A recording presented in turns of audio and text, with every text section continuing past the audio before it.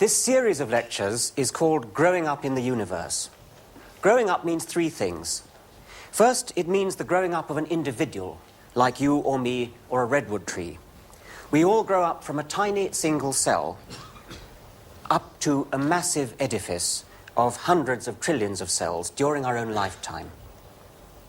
Secondly, growing up means the growing up of an entire life form on a planet, what we call its evolution. Evolution is a change that we see only when we go through a lot of generations and see each generation after the other. The third sort of growing up is what this lecture is about. It's growing up in the sense of achieving a grown-up understanding of the universe. In order for a life form to achieve an understanding of the universe, it has to have the right apparatus. And on our planet, that means a brain. When the brain has grown very large indeed, it becomes capable of comprehending the universe.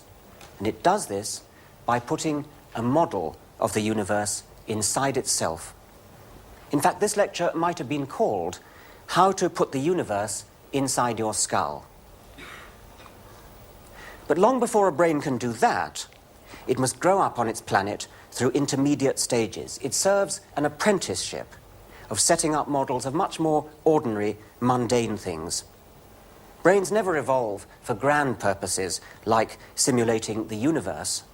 Brains begin by simulating ordinary things like food or like the geography around your home. This is a digger wasp which is in the act of stinging a grasshopper. A digger wasp is a solitary wasp, not like the wasps that bother us in the autumn, and it stings grasshoppers or other prey and takes them back to its burrow.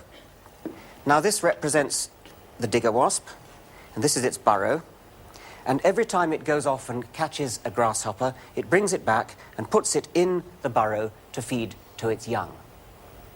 But in order to do that, it's got to be able to find its way home because it's foraging for grasshoppers for quite a long distance.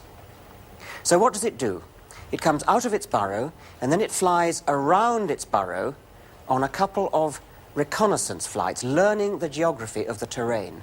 Then it flies off quite a long way, catches a grasshopper, and then brings it back, and then goes down into the burrow, comes back out, picks up the grasshopper, and takes it in. Then it sets off to catch another one, and so on. Each one it catches, it takes down to feed to its young. Now, the great ethologist Nico Tinbergen did a very ingenious experiment. He waited until a digger wasp was down in its burrow, so it couldn't see. Then he quickly put 4 fir cones around the burrow.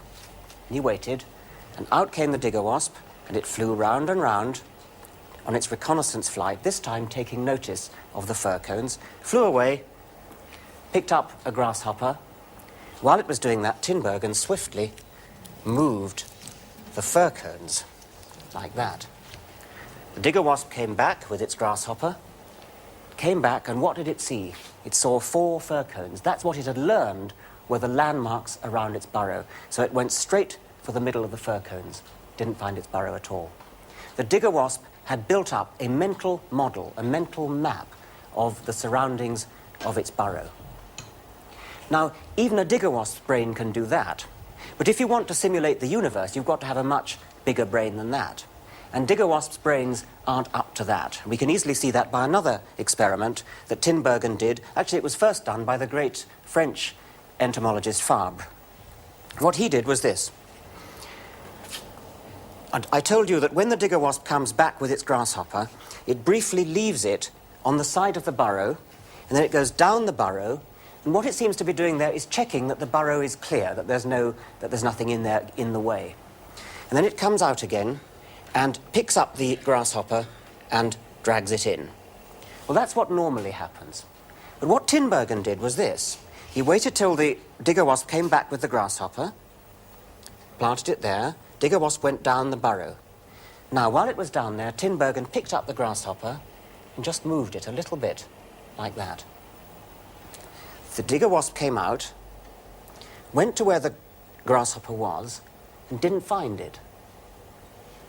So it looked around, eventually it found it, and it then said to itself, so to speak, right, I've got a grasshopper, I've now got to go down the burrow again. Well, he didn't say again, I've now got to go down the burrow and check that there are no obstacles in it. So it did that. Then Tinbergen moved the grasshopper a bit more. Out it came, back to where it had left it, wasn't there. Looked for it, found it, a grasshopper. Down the burrow again.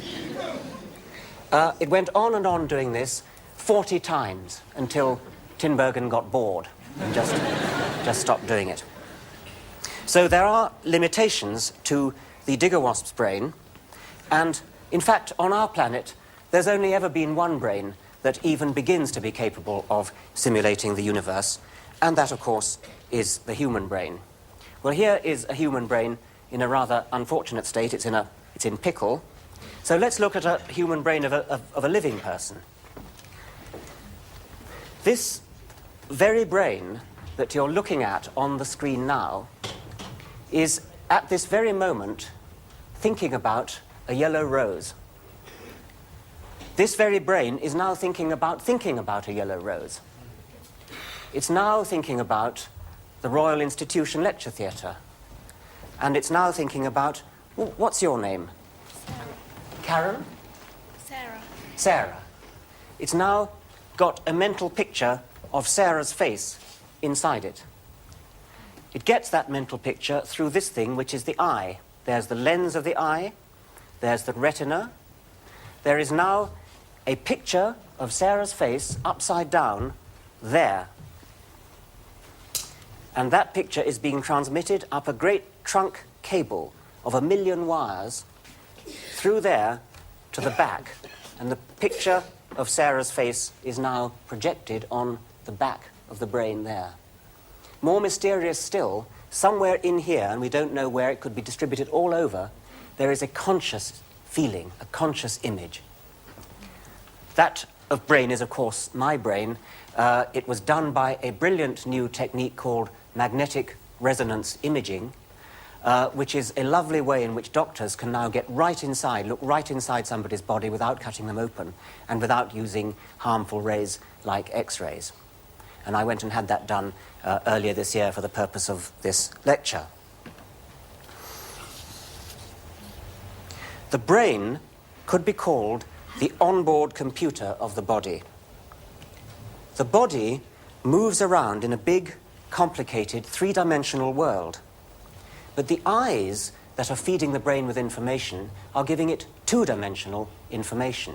The two retinas of the eyes are each seeing a two-dimensional picture of the world. What's more, it's upside down. Somehow, the brain manages to use that information to see in 3 dimensions. Now, would you just do something very easy for me? And this can be done by people at home as well, watching on the television. Just hold up your right hand, please. Just hold up your right hand in front of you and look at me. Don't look at your hand, look at me. And what you'll see is 2 hands, 2 of your hands. And these 2 hands, of course, are the one that's being seen by your left eye and the one that's being seen by your right eye. That's why there are 2. But now, just focus your eyes on your hand. Don't look at me anymore, look at your hand. Now you'll see 2 pictures of me and only 1 picture of your hand. Okay, that's enough. So what's happening here? You've still got 2 images of your hand. There's still 2 images, one on the left retina and one on the right retina. But somehow the brain has managed to pull those 2 images together and make them form a single composite 3-dimensional image somewhere in the head. The brain has built a single model of the hand, or whatever it is, in your head. Whenever we think we see out there, whenever we see what we call reality out there, what we're actually seeing is a representation in the head, a model in the head, a simulation in the head. It's a very useful simulation because it's constantly being updated by information coming in from the sense organs. It's not just sitting there. The sense organs are pouring information in, but that information is not being seen raw. It's being used to update the model that's sitting there in the head. The reality that we see, in other words, is constructed in our skulls as virtual reality, to use the computer jargon. So now let's look at virtual reality in a computer.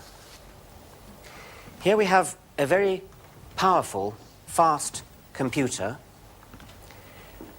and inside that computer, you're going to see in a moment, is a model of a world, a microcosm, a small world.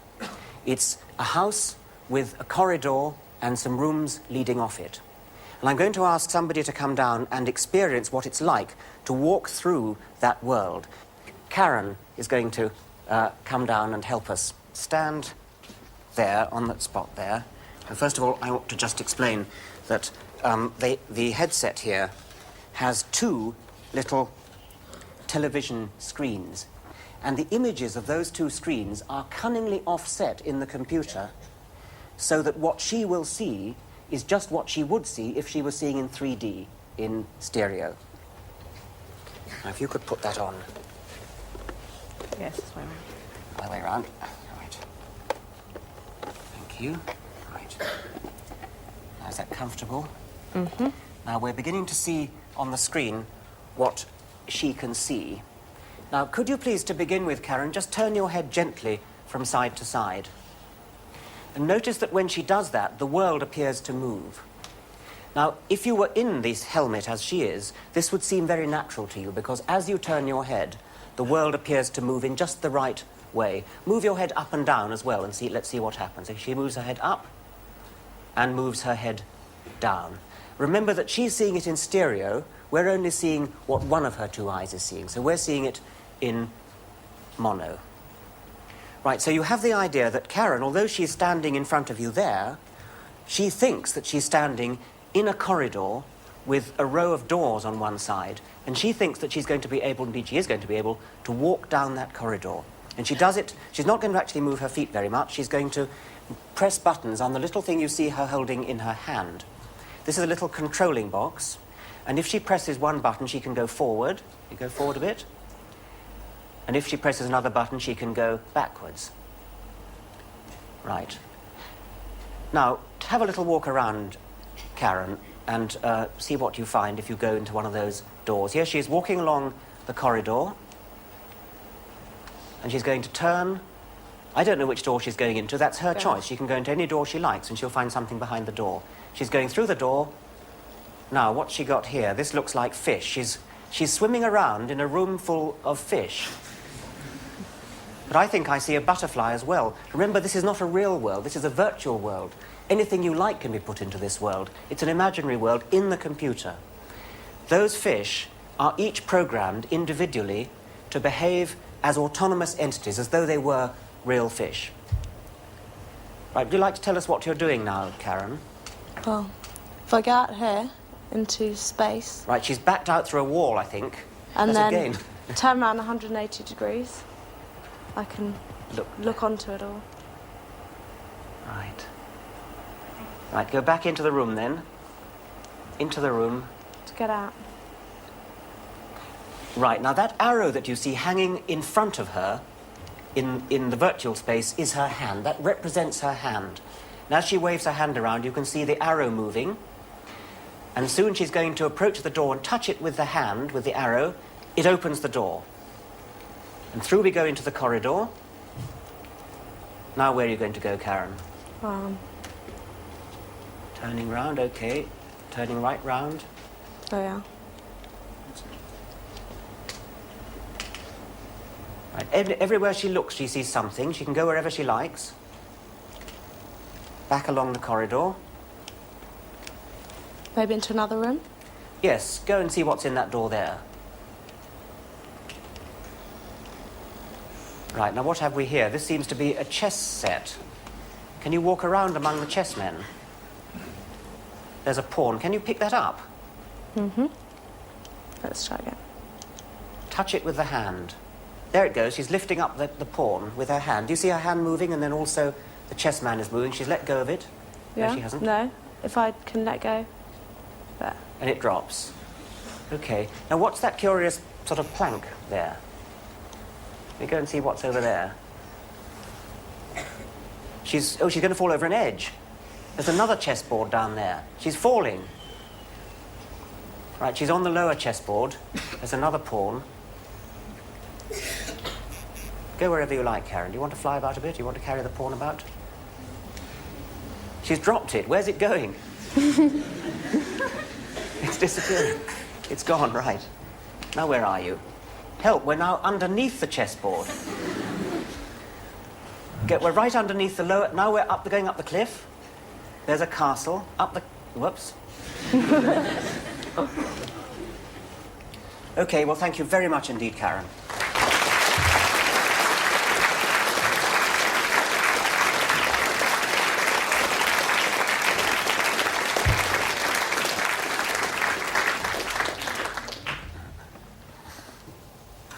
Well, what was really going on there? Was there really a chessman there? Was there really a chessboard? In a sort of sense, there was. There was a mathematical representation that is read out on the television screens as though it was a chessboard, as though it was chessmen. And it behaved in a realistic way. You could pick things up, throw them around, you could go through doors, you could move around that world, and if you threw men down to the lower board, then they would stay there until you went down and picked them up again. So there was something that corresponded to reality there. And what I'm trying to suggest to you is that just that same something is going on inside your own skulls at this very moment. There is a virtual reality simulation of the world going on inside your heads, and that's what you're seeing. But how do I know that? How do I know that that's what our brain is doing? Well, one way we can get a clue is by looking at illusions. Now, here's a mask of Charlie Chaplin. It's perfectly ordinary. There's nothing trickery about it. It's just an ordinary mask. And when you look at the front side, it looks solid and normal, as you'd expect. The odd thing that you'll see is when you start looking at the back side, at the hollow side, because although it is in fact hollow, if you look at it, I think you'll agree that it looks solid. And what's more, it not only looks solid, but it seems to be going around in the wrong direction, so that when the real front side comes round, it seems to sort of eat it up. There's the real front side. Now, that really is solid. And when the other side comes round, that is going to look solid as well, even though it isn't. Well, what's going on here? When the brain sees anything that looks like two eyes, a nose, and a mouth, it immediately sets up inside the head a model of a face. It's desperately eager to see a face. It will see a face if there's the slightest excuse to do so. And the backside of this mask is the slightest excuse. There is two eyes, a nose, and a mouth, and that makes the brain get out, dust off its model of a three-dimensional face. Now, if you think about what would happen to the images on the two retinas if the image really was solid, if the thing really was solid, the actual movements on the retinas is compatible with the idea of a solid face moving in the opposite direction. And so the brain eagerly seizes upon that, and it makes the solid face rotate in the wrong direction. Now, for the next demonstration, we need a volunteer to be taken off and... right, yes, thank you. Bryson is going to take you off, and we'll come back in a moment. Now, here we have an impossible triangle. We look first at this corner, and it's telling us that there is a wooden triangle which is facing in that direction. Now, if we go up here, we see this corner, and we're told by our eyes that there's a triangle facing in that direction, and now we're told there's a triangle facing in a third direction. Those three angles don't match up together. They can't mix together, and yet the brain sees it, constructs in the brain a model of an impossible figure, an impossible triangle.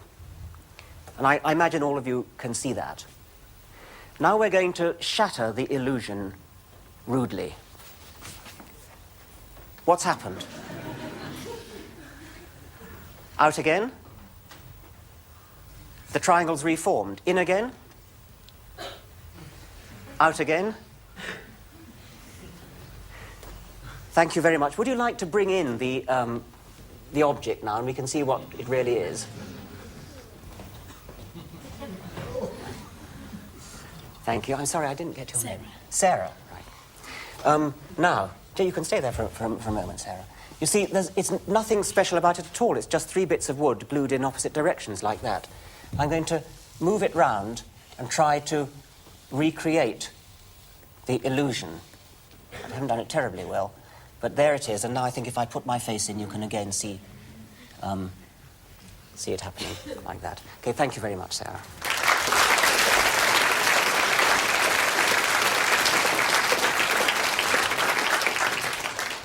Now here's one of the great classic illusions, which is the best one I have to make the point I'm trying to make.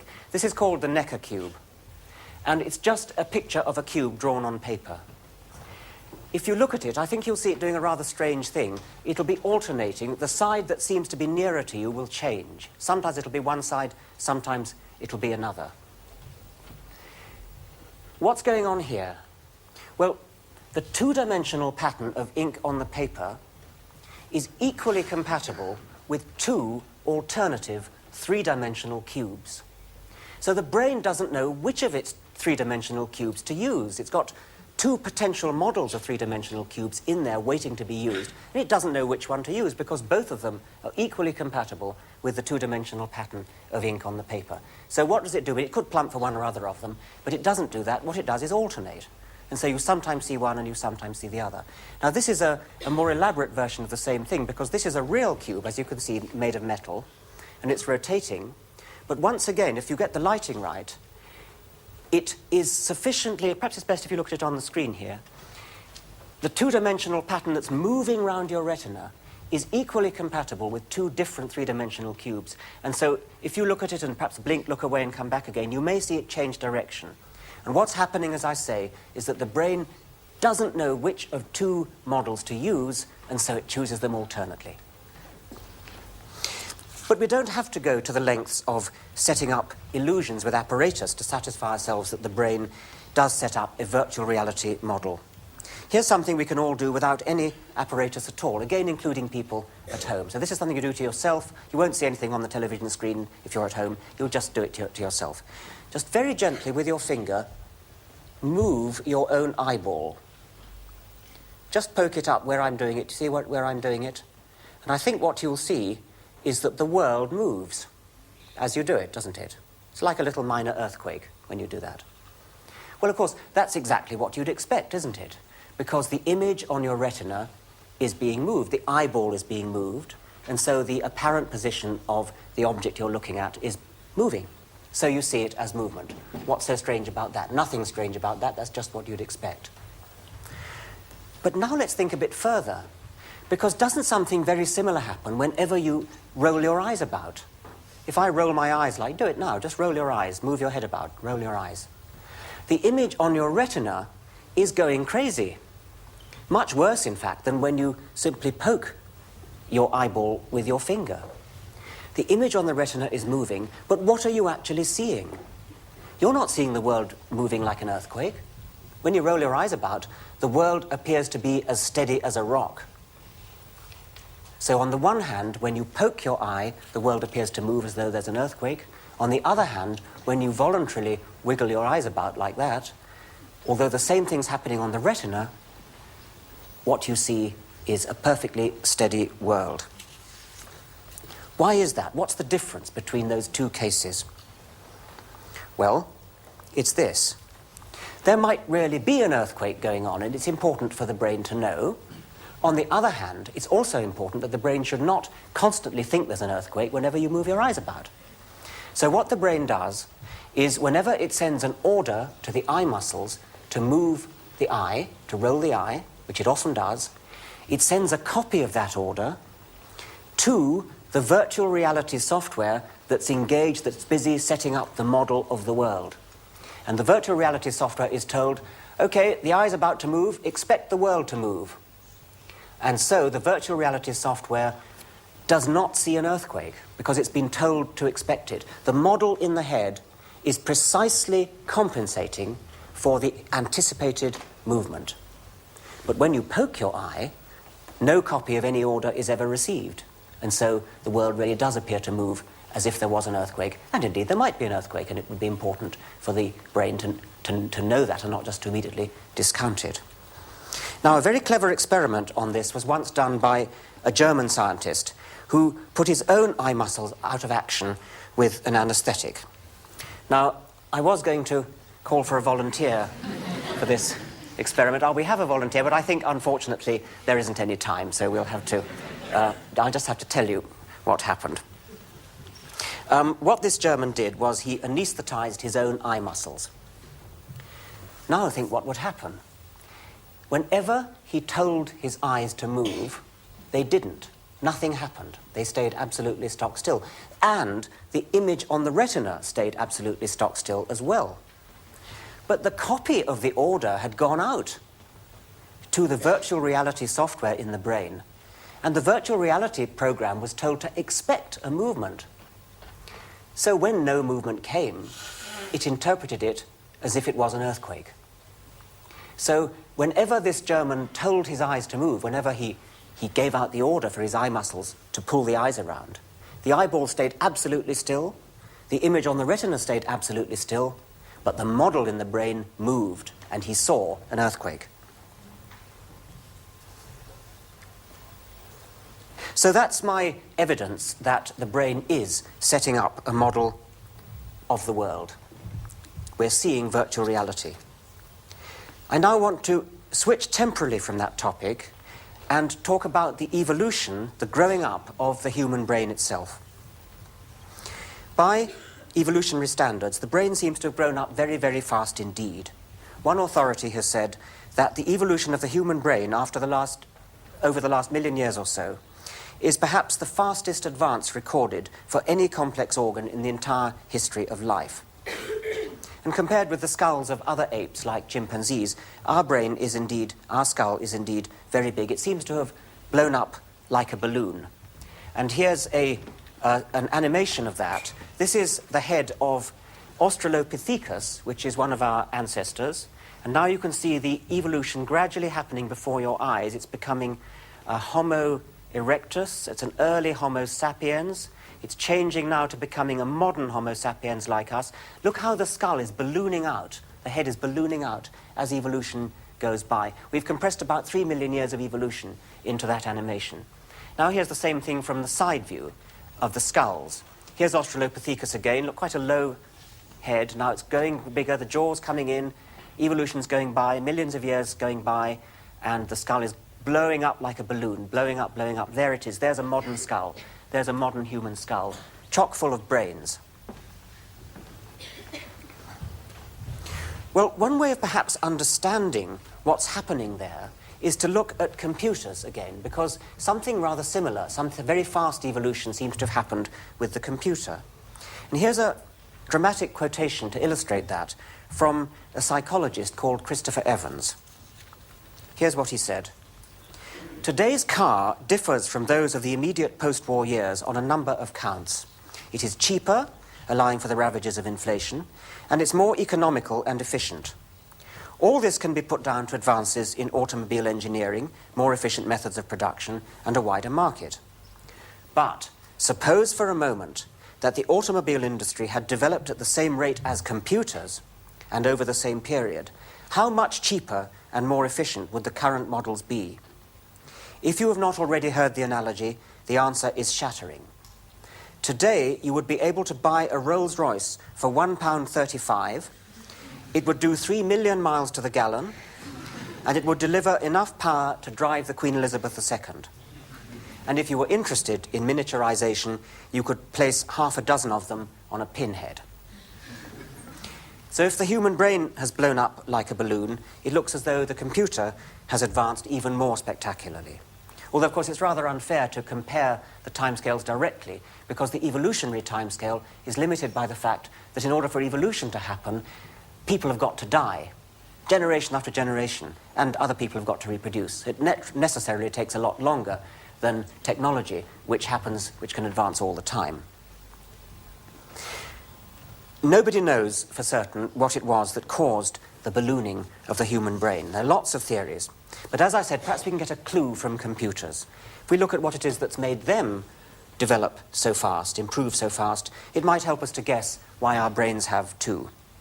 Well, there are lots of differences between computers and brains. Lots of things won't help us. It's no good looking at, for example, the improvement from valves to transistors to integrated circuits, because brains don't work like that anyway. But there is one source of computer advancement, one thing that's been going on in the development of the computer, which just might give us a clue about what happened with the brain. I'm going to give it a long name, and you'll see what it means later. I'm going to call it self-feeding coevolution. Coevolution just means evolving together. Self-feeding is the name I'm going to give to any process in which the more you have, the more you get. Think about the arms race, for instance. So the missiles on one side in the arms race get bigger and better and faster. So the interceptor devices on the other side, the radars and counter-missiles, have to get better and faster and more accurate as well. And when they've got better, then the missiles on the first side have to get better still. And so the radars and interceptors have to get better still. And the process escalates indefinitely, like that. I call it self-feeding because there is a sense in which improvements in the original radars directly necessitate later improvements in the same radar, even though it's going via the loop of making the radars on the other side get better. So the more you have, the more you need, the more you get. Arms races happen in evolution as well. Here's a peregrine falcon, which is flying along, beautiful piece of flying machinery, and soon it's going to see some prey, which it's going to dive to attack. Here it is, the wings go in, it screams down at nearly 100 miles an hour on its prey, which in this case happens to be a duck, also flying very, very fast. The duck's flying fast, there it comes.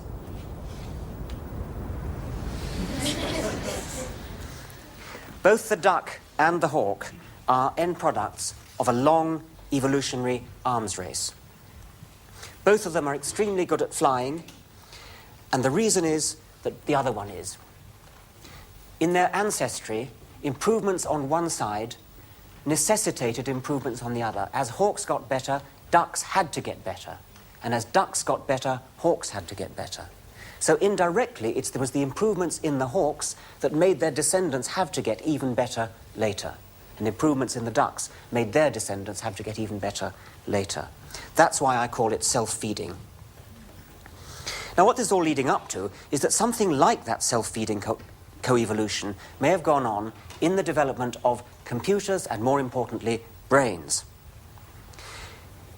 In computers, both hardware and software co-evolve. Hardware means the physical bits like this, things you can touch and feel. Software means programs, and improvements in both are important.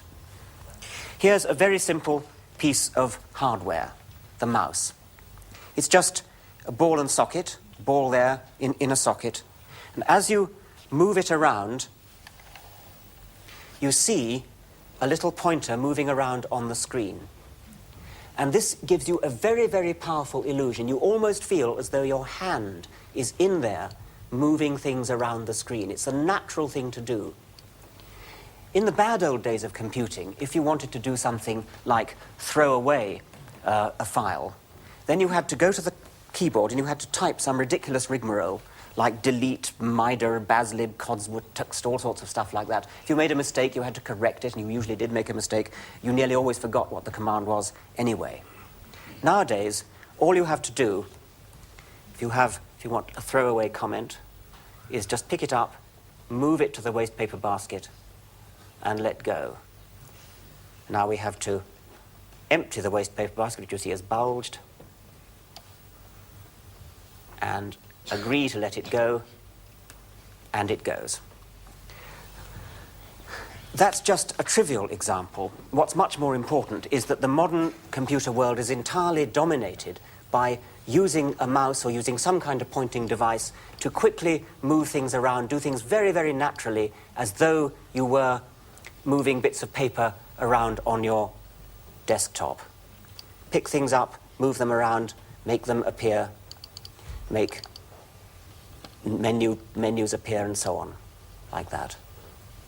It's all now very easy, where once upon a time you would have had to remember difficult rigmaroles to type.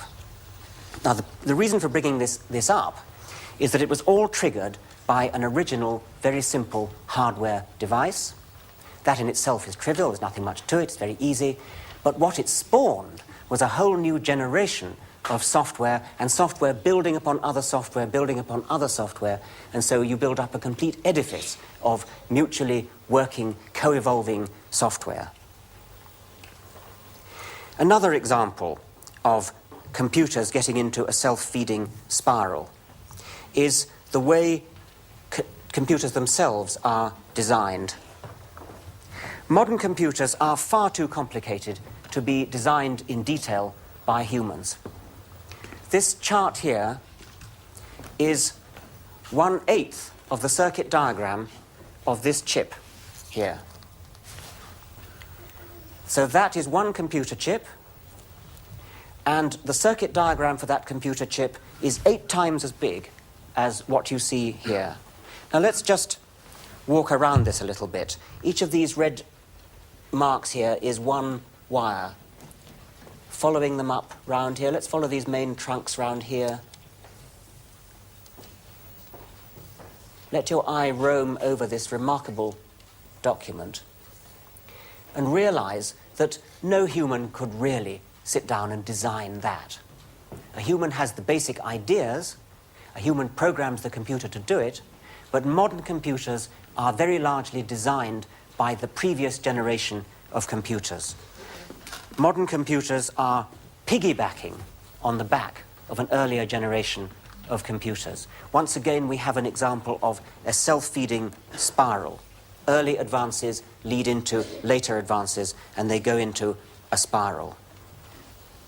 Well, we've seen self-feeding coevolution in the computer, and the purpose of that, of course, was to develop an analogy with the human brain. Can we see there's something like the same thing going on in the human brain? Well, unfortunately, unlike computers, we can't look directly at the intermediates. All that we have by way of evidence is skulls and, to a limited extent, skills. We have the outer casings, and we have, by way of software, we have the products, which is things like flint arrowheads produced by our ancestors, and we have pictures like these two bison here, a cave painting. This is a relic of the product of an early human brain, and we have, much later, of course, we have writings like this cuneiform tablet, or like this book.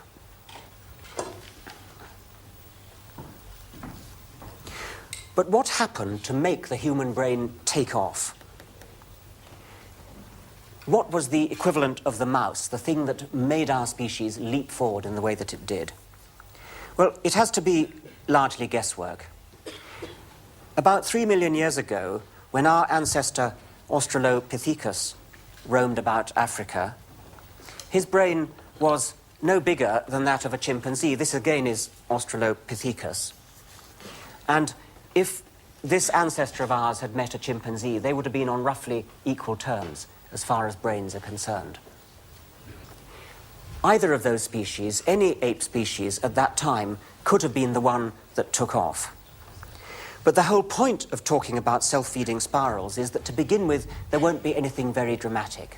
One of those species made some kind of minor breakthrough in software, some software advancement, I'm suggesting. The result of that wasn't seen till much later. You wouldn't have seen anything for a while. It would have gone into a spiral and eventually reached the heights that we have now reached. But I still haven't said what the software innovation was that sparked it all off. We don't know, and we can only guess. One possibility is an improvement in our ability to simulate models of the world. We've seen that our brains make a model of what's actually going on in the real world, but we also know that they can make models of what might be going on in the world. Our ancestor, Homo erectus, lived a million years ago. And let's imagine that a particular female Homo erectus was trying to solve the problem how to get her family across a gorge like that. Nobody had ever built a bridge before. Bridge technology wasn't around. But she suddenly saw in her mind's eye a tree fallen across the gorge. And she realized that it could function as a bridge. She also thought, how can I get that to happen? And she saw in her imagination a fire at the base of the tree. She had the idea of burning the tree down to make it fall and make a bridge. Now this, of course, is entirely speculation. We don't know if that ever happened. We don't even know if it would have worked.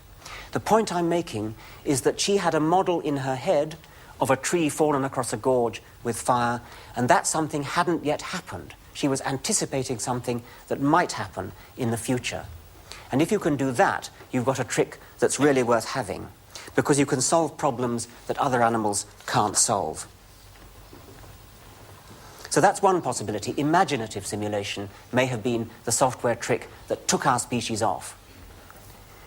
Another possibility is language. It's often been suggested, it's an obvious suggestion, because language seems tailor-made to get a piggyback spiral going.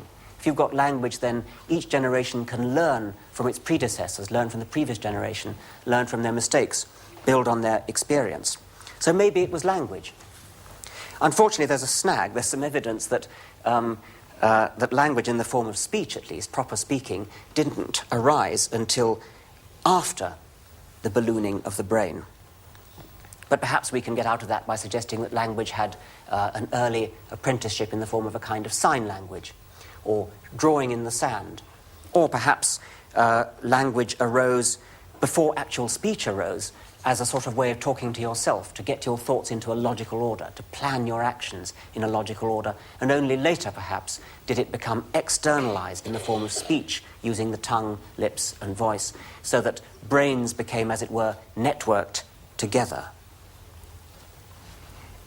We can also think of technology, tools, say, like these tools here, as external devices used by brains for extending the power of the hands, or other devices like telescopes and microscopes as devices for extending the power of the eye. Maybe it was technology that provided the breakthrough for humans to take off. So we've identified imagination, language, and technology as three possible candidates for our trigger innovation. And perhaps all three played a role. Perhaps they reinforced each other in a three-way spiraling explosion. But each of those three mental tools, imagination, language, and technology, is double-edged. If we use them aright, we can perhaps end up making a model of the universe. But the double edge is always there. Take imagination and the brilliant simulating software that we saw earlier.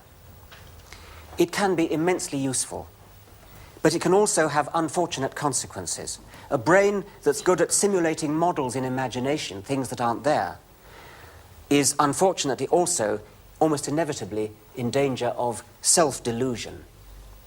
How many of us have lain in bed terrified because we thought we saw a ghost or a monstrous face staring in the bedroom window, only to discover eventually that it was just a trick of the light, the moonlight playing on the curtains? We've seen from Charlie Chaplin how easy it is, how eager the brain is to make a face, even when there's only a hollow back to a mask. That same software can do the same trick if it sees some folds in the curtain that just happen to suggest eyes, a nose, and a mouth, perhaps. So we see a face when there isn't one there. Every night of our lives we dream. That same simulating software sets up worlds that don't exist, people, animals, countries that never existed, perhaps never could exist. At the time, we experience those simulations as though they were reality. And why shouldn't we? Given that we habitually experience reality in just the same way by looking at simulation models in our heads. The simulation software can delude us when we're awake, too. So I think the lesson from this is that if ever we hear a story that somebody has seen a vision, been visited by an archangel, heard voices in his head, we should be immediately suspicious. Secondly, language. What's the downside of that? Why is that a double-edged sword? Well, good information can spread around the world, around the network of brains very easily. But so can everything else. It doesn't have to be good. Even something as trivial as this. 10 years ago, you never saw anyone going around with a baseball cap on backwards. In fact, in this country, you never saw anyone with a baseball cap on at all. But now, if you go down a street, either in this country or America, you almost can't help seeing a young man with a baseball cap on backwards. The reverse baseball cap has spread like chickenpox, first in America, then here. It's a mind epidemic, a kind of virus of the mind. And like a chickenpox epidemic, epidemics of mind viruses also, I'm glad to say, die out remarkably quickly. And my guess is that before very long, the reverse baseball cap will go the way of this.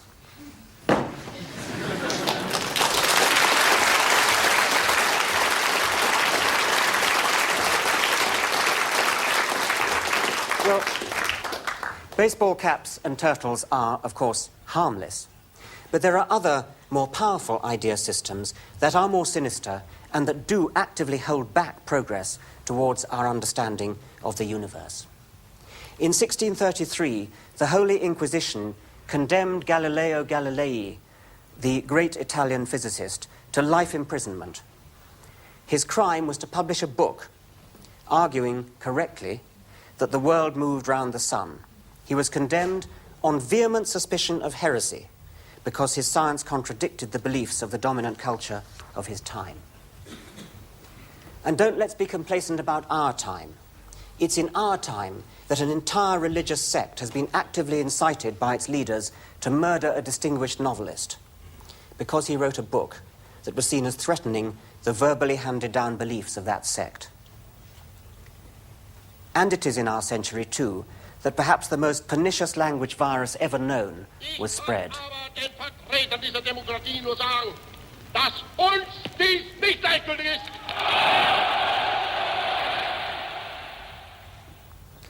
There's no need for me to add words there.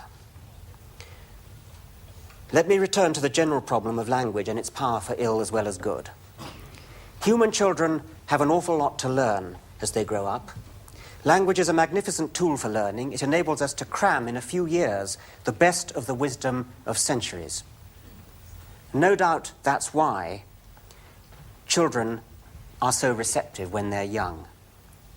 Children of a certain age believe whatever they're told.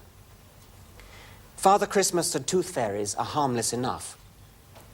But a mind that's capable of believing in fairies is also a mind that's vulnerable to all manner of other stuff. Anybody who heard my first lecture may remember this picture of the distribution of, it's a spoof slide really, showing a map of the world in which people believed in different ideas, like different theories of the dinosaurs, different areas. And the point was to say how absurd it would be if science really worked like that, if what you believed about the world or the universe depended upon where you happened to be brought up. And I won't repeat the details of that. But do take the lesson seriously.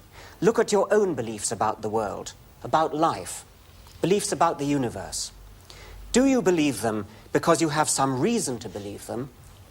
Or do you believe them simply because of where you were born?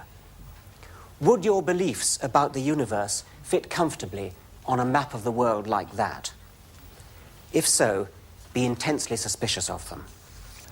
If only because the facts about the universe can hardly be different in different countries of the world. Now to our third double-edged sword, technology. Gadgets like these telescope, microscopes and so on are immensely powerful. It's through them that we shall comprehend the universe if we ever do. So what's their downside? What's wrong with them? Obviously, the first thing we think of when we think of bad effects of technology is hydrogen bombs and all the other ghastly inventions of destruction. And that goes without saying. That's the most important effect. But I'm talking about something less obvious, an effect on the mind, quite an interesting effect, which I believe has held up our species' mental growing up. And it's this. We're so used to seeing complicated, elegant, working things that humans have designed that we naturally tend to think that all complicated, elegant, working things must have been designed. In an earlier lecture, I made a distinction between designed and designoid objects. And designed objects are things like telescopes and microscopes that really have been designed by somebody. Designoid objects are things like eyes, which look as though they've been designed and work in often very much the same way, but haven't, have arisen by an entirely different process, namely evolution by natural selection. Darwin's theory of how things came about. Now, unlike, say, Einstein's general theory of relativity, evolution by natural selection is really a very simple idea. Anybody can grasp it. But in past centuries, nobody grasped it. Not the cleverest people in the world, not Aristotle, not any of the great philosophers, no great mathematician. Nobody got this simple idea until the middle of the 19th century, when a couple of naturalists, Darwin and Wallace, got it. Why did it take so long? There could be a number of reasons, but the one I'm talking about now is this. I suspect it may have been partly the distracting effects of technology. Precisely because we were so used to seeing things that we had made, that engineers had made, things like telescopes, microscopes, ordinary little carpenter's tools and things, we got the idea, children grew up with the idea that everything had to have a purpose. But now we can see human purpose for what it is. It is a product of brains, and brains are a product of evolution. Purpose has evolved like anything else. For millions of years, 3,000 million years, life forms grew up on this planet that were very designoid, that looked designed, but did not have the concept of design themselves. Finally, one species, ours, grew up that was capable of designing things deliberately, was capable of having purposes. Purpose itself has arisen in the universe, has grown up in the universe recently. But purpose itself, now that it has arisen in human brains, has the potential to be yet another of those software innovations that is capable of taking off into a progressive, self-feeding spiral, especially when teams of humans share the same purpose. This is a picture of the lunar lander of NASA about to land on the moon. A magnificent example of what groups of human minds can do when they get together with a common purpose. Once the team purpose of standing on the moon had been announced by an American president, it was achieved in less than a decade. A similar group purpose of completely mapping the human genome has recently been agreed, and it too will be achieved. Science itself, the understanding of the universe in which we've woken up, is another group purpose with almost limitless potential. We can get outside the universe. I mean in the sense of putting a model of the universe inside our skulls. We've seen that whenever we perceive anything, we're putting a model of it inside our skulls. Our model of the universe will be inside our skulls in a similar way to a virtual reality model in a computer. Now, we have a final virtual reality model, and I think we have somebody already trained up to do this. It's Alistair, isn't it? Come along, Alistair. Now, to begin with, he can fly us around under his own control. So we can go wherever he wants to go. And it's quite a difficult operation. We're now flying around this virtual model, which is in a computer. And there's a picture outside a door. And some of you may recognize what that picture is. Now we're moving away from it again. Remember, we're in a model, in a computer. Now we're going to go, I think, through that door. In we go, burst through the door. Where are we? Lo and behold, we are in the Royal Institution Lecture Theatre. That is a model of the Institution Lecture Theatre in the computer. There's this lecturer's dais. There's the exit there. There are the blue seats. There's the bit of wall under the gallery.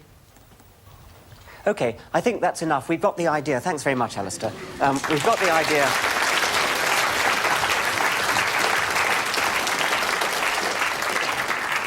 That once again, we had a model of a world, in this case a little microcosm, a small world, inside the computer. But our model of the universe will not be a little local model like this one. It will be a far grander undertaking. Building it is a shared enterprise. The model is distributed over the network of brains that are participating. Bits of the model are in books and libraries, pictures, computer databases. As time goes by and our civilization grows up more, the model of the universe that we share with one another will get better. It will become progressively more refined and more accurate in its mirroring of reality.